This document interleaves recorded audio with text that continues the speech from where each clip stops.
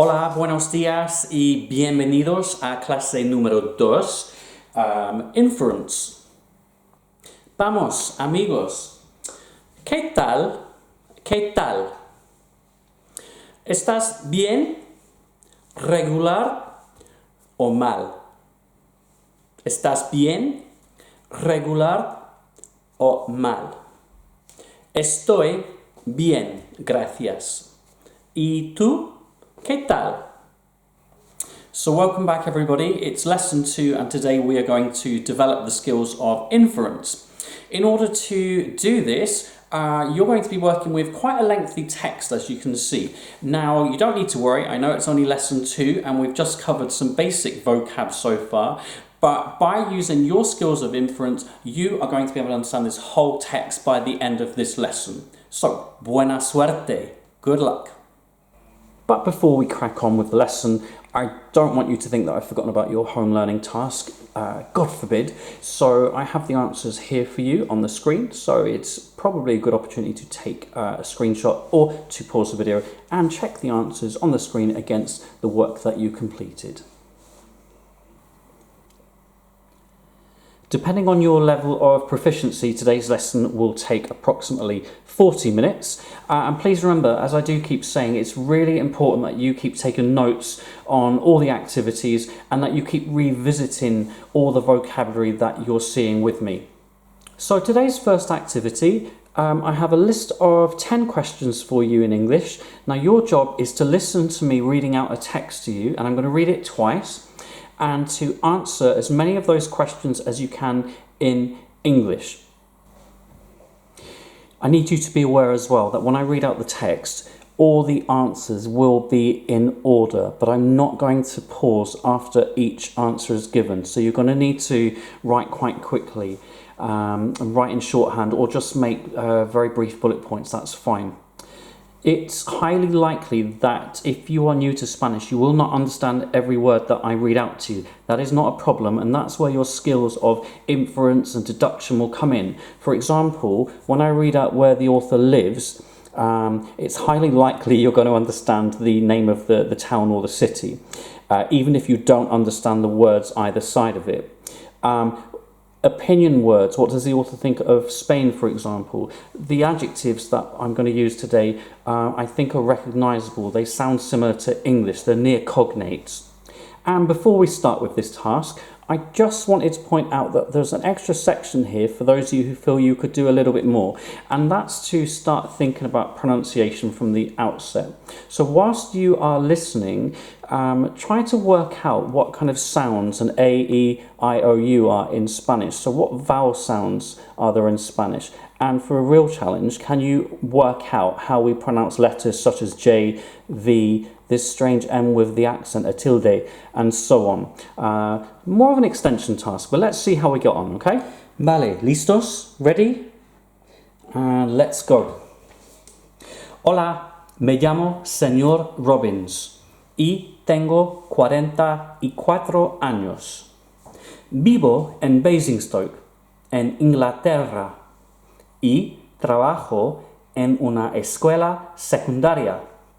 Soy profesor de español y francés y me gusta mucho porque los estudiantes son fantásticos y los profesores son excelentes. Adoro España y me gusta viajar y visitar otros países. Por ejemplo, Francia, los Estados Unidos y Cuba. En el futuro me gustaría visitar Japón, porque es fascinante en mi opinión. Adiós. Vale, I'm going to repeat that one last time. Voy a repetir. Okay, ¿listos? Ready? Hola, me llamo Señor Robbins y tengo 44 años. Vivo en Basingstoke, en Inglaterra, y trabajo en una escuela secundaria. Soy profesor de español y francés y me gusta mucho porque los estudiantes son fantásticos Y los profesores son excelentes. Adoro España y me gusta viajar y visitar otros países. Por ejemplo, Francia, los Estados Unidos y Cuba. En el futuro me gustaría visitar Japón porque es fascinante en mi opinión.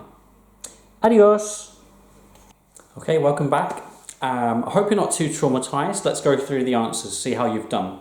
Question 1, who is the author? Well, that's me, so you might have heard me say Señor Robbins, so Mr. Robbins. How old is the author? 44 años. If you don't know numbers yet, that's fine, we will cover them, but the age is 44. Where does the author live? And hopefully you caught the word Basingstoke, and then afterwards I said in England. What does the author do for a living? No surprise, a teacher. But did you catch that it was Spanish and French teacher? Number 5, does the author like his job? Yes, he likes it a lot, and I have to say that. No, I do like it. Number 6, why? Give 2 reasons. So I said we have fantastic students at the school and also excellent teachers, which is absolutely 100% true. Number 7, what does the author think of Spain? Loves Spain, no surprise. Number 8, which countries does the author mention? So I mentioned Francia for France, Los Estados Unidos, the United States, and Cuba. And my students always say that with fire in their bellies, Cuba, Cuba. What does the author say about the future? So I said that I would like to visit Japan, and the reason I gave is that I think it's fascinating. Okay, and definitely more of a challenge. I asked you to listen out for some new vocabulary. Now, I like, hopefully you worked out from my notes as well, is me gusta. I love, we have adoro, which is exactly like the word I adore.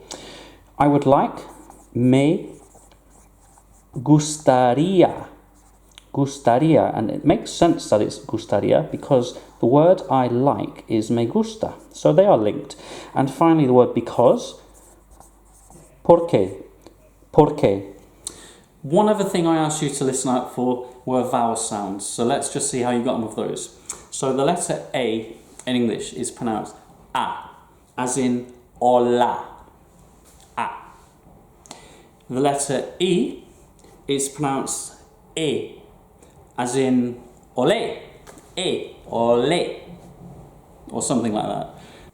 The letter I often trips up English speakers because it's actually pronounced like our letter E, which is really confusing. So the pronunciation of the letter I in Spanish is E. For example, gracias, Y, gracias.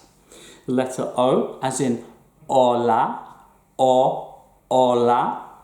And finally, the letter U, which is U, as in Cuba. Lots of English people pronounce this Cuba when they're speaking Spanish. No, U, Cuba.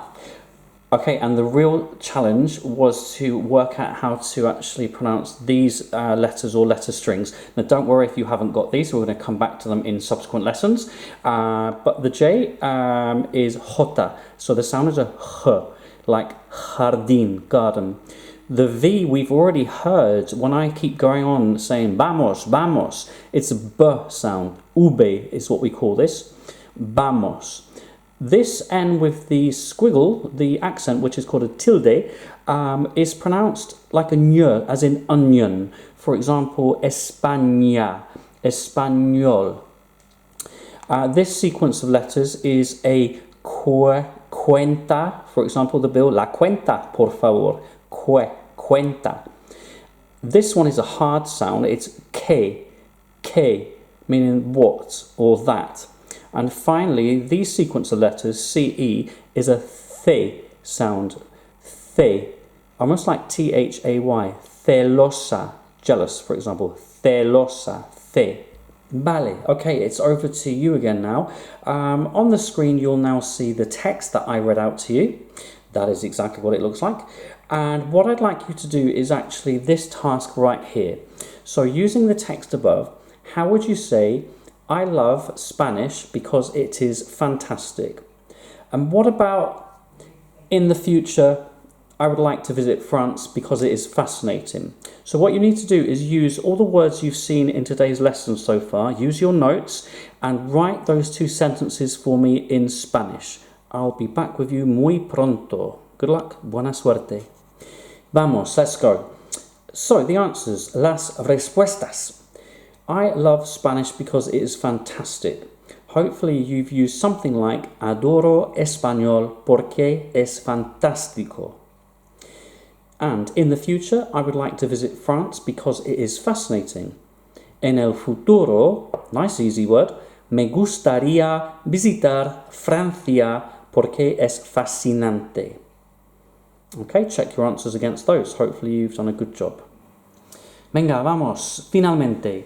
Finally, what I'd like you to do, please, is to write out this text in English. So you're going to do a translation.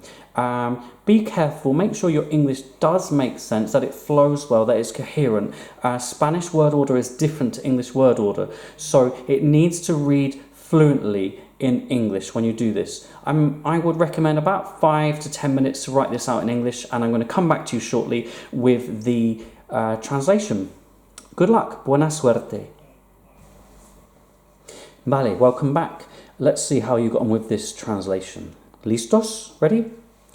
So, hello, I'm called Mr. Robbins. You might have written my name is, that's fine.